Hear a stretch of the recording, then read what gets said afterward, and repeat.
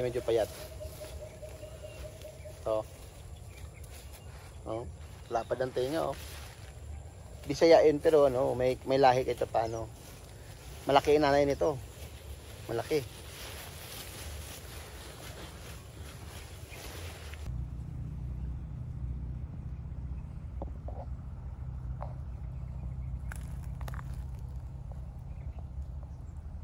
Ito siya, cute oh.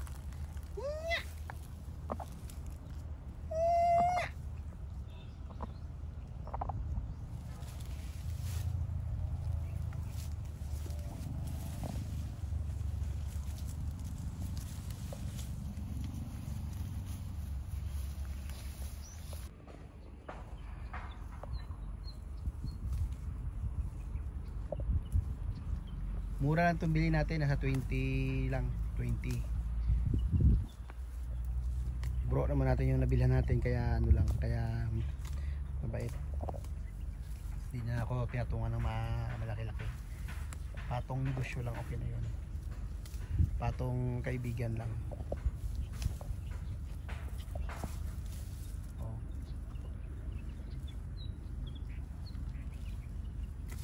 Mga isang buwan to, update ko yung isang buwan. Check niyo kung gaano kalaki isang buwan ito. Range lang to, pero may tali siya. Yung isang babae, akala niya mama niya siguro, kaya sunod siya ng sunod. Oh, ganda ng tenga oh.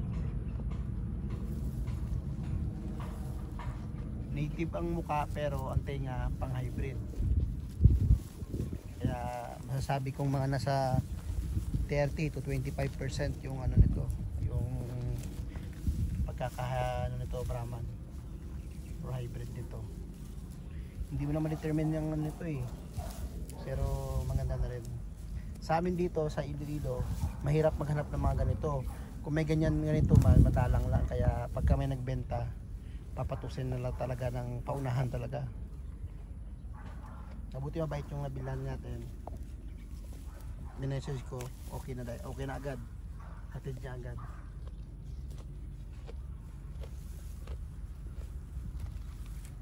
Ito yung isang pinakamalaking tenga ko dito. Yung iba medyo malaki pero hindi masyado. Si Bugoy. Malakas kumain din, walang pili. Wala pa tong pangalan pero baka mga 3 days from now pangalanan ko na. Kasi hindi ako nagpapangalan kung ano, bago pa lang yung baka.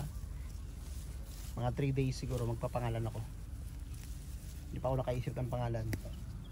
Bali ito yung pang-anim natin na baka. Mabait din to, kaso medyo takot sa tao, pero mabait. Papahawak. Walang pili oh.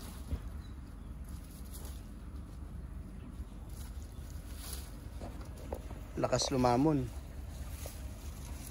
Mamaya bilhin natin ng feeds. Try natin kung kakain siya ng feeds. Tapos after 1 week pupurga natin, inject natin ng Bilamil or any vitamin B12 na na injectable. Bibigyan natin to. Tapos observe natin mga isang buwan. Oh, hindi niya mama yan pero pinupuntahan niya. Kaya siguro mama niya eh. Ito payat to kasi dinididian ng isang baka eh. Nga! Yun na. Yun lang po. Thank you.